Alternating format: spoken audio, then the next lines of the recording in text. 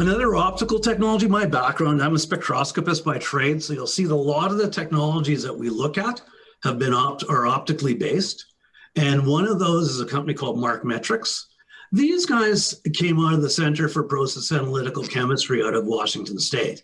And they developed some unique features on Raman spectroscopy. This is a fascinating thing from a physicist's perspective, because a physicist named Dr. Raman from India predicted that this spectroscopy could be done if anybody ever developed something like a laser.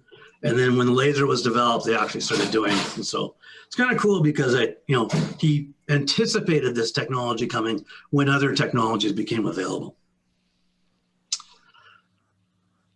Applications for this include doing full natural gas composition with inerts and with things like hydrogen. And so this is becoming important because as the world's looking towards greener energy sources, people are starting to blend hydrogen into natural gas.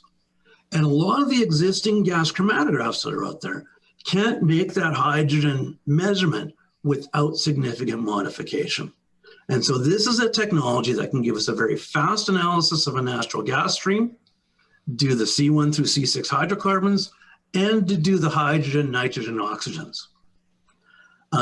We can use it for things like amine acid gas, doing CO2, H2S, water vapor, and hydrocarbons, natural gas liquids, methanol in what the US calls Y grade, what we call a C3 plus stream.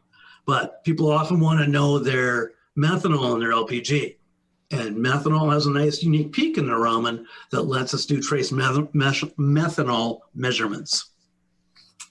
It's kind of something you don't want to try saying too many times in a row. Again, big feature, I should have mentioned this on here as well.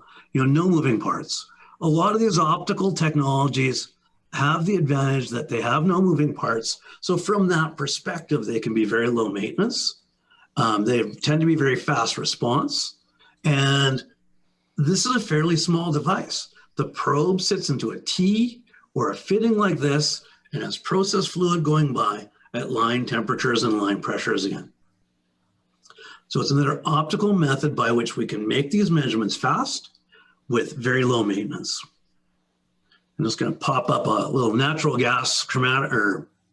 It looks almost like a chromatograph. But this is the Raman Spectra for natural gas. And so, we see unique peaks from a lot of these species. You see the propane peak, the ethane peak. This is hydrogen way over here on the side, on the far right. And so we can go through and do this analysis of a bunch of these different chemical species based on very unique peaks. So it makes the algorithms, a lot of times, spectroscopic systems require fancy mathematical algorithms we call chemometrics to do the analysis. This makes that analysis a lot easier when we have nice unique peaks like this.